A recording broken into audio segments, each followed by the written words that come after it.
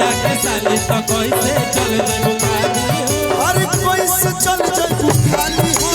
कैसे चल जाबू खाली हो कैसे चल जाबू खाली हो आ कतनो हइते ही पापेरिया लगइबू त रंग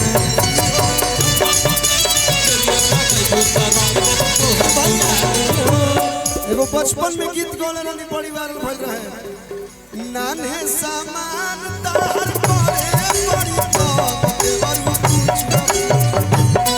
सामान तोहर करे बड़ी तो देवरू कुछ हां देवरू कुछ भैया हां देवरू कुछ देखे पिचकारी तार नो देखे पिचकारी तोहर नो देवरू कुछ देखे पिचकारी धूम मचल दसियाओं में यार खेलेला सभे होली हो धूम मचल दसियाओं में खेलेला सभे होली हो अरे धूम मचल दसियाओं में यार खेलेला सभे होली हो धूम मचल दसियाओं में यार खेलेला सभे होली अरे गोलू भाई तबला बजाओ बोलो भाई तबला बजाओ सोनू भैया ढोलक बजाओ सोनू भैया ढोलक बजाओ संतोष भाई कीबोर्ड बजाओ भाई गीत बजाओ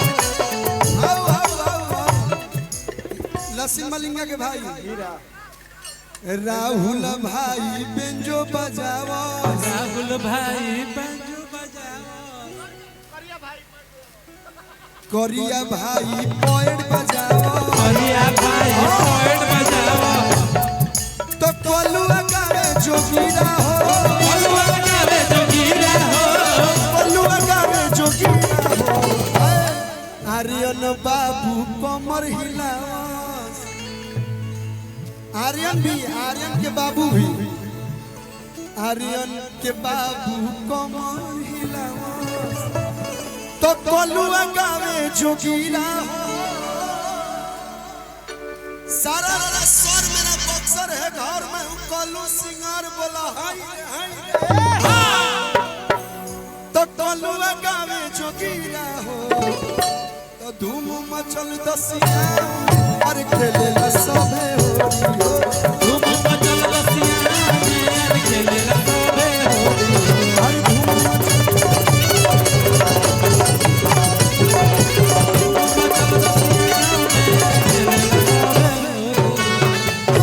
बहुत बहुत धन्यवाद और अभी हम जात नहीं की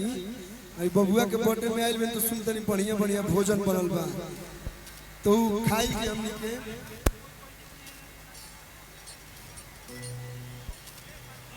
अच्छा है ने आई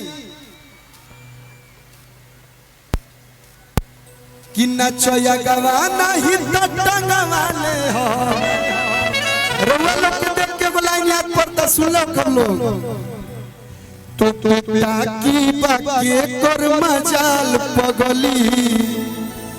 ते तो हवे रंगा बजावा के माल पगली गोली चलवाई दिन दिन दोपहर में तो जाके भाई कहता कि के कर दिन बाकी बोली शहर में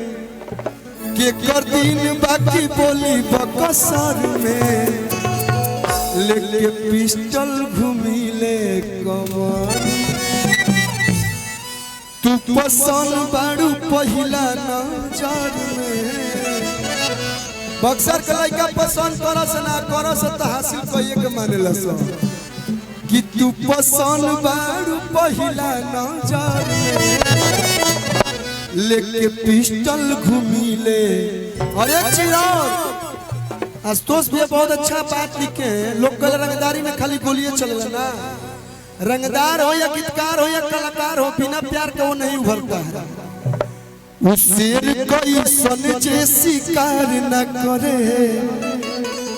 रंगदार कोई सन जौन प्यार न करे।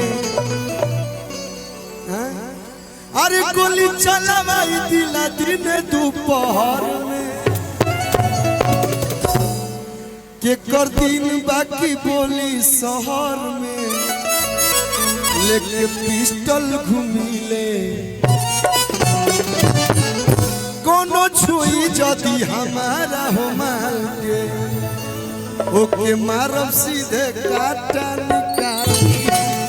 रंगबाजी वाला गीत को तू गा दे बनी चला था, लेकिन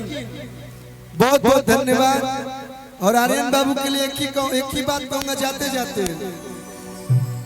कि लेली पंडितान घर जाना मामा पूजिले चरनिया रोजे रोज इहे महादेव के करनवा कटता जिंदगिया मौजे मौज लेनी बकसर में जन्मवा। प्रेम से बोली श्री रामचंद्र की। ओम नमः पार्वती पतये हारा हारा। अभी कार्यक्रम कंटिन्यू रखिए। हेलो सेकंड राउंड में डांस सुन